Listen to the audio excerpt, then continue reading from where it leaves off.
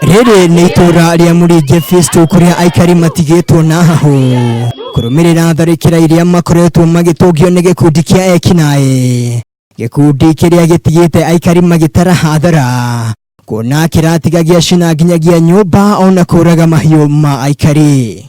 Mtoto hata sijua ako wapi, walitoroka usiku, tumelala huko nje, tumejaribu kutangatanga huko kwa vichaka mara tukikaa kidogo tunaona ndio hao.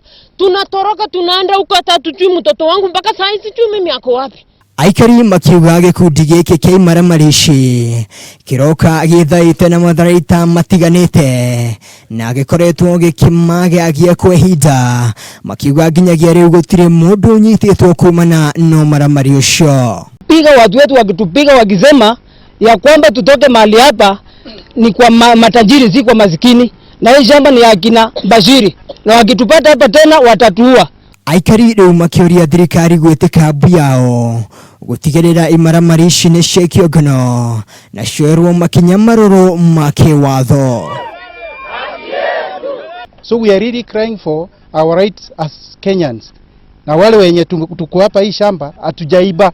It is from our government. Munene wa borithi wa Mlolongo akiuga ni mambikitwo thuthuria kumana na tharikira icio. Handu-ini ha metha ya mohoro ya Kameme TV, njĩtagwo Mwangi wa Wambui.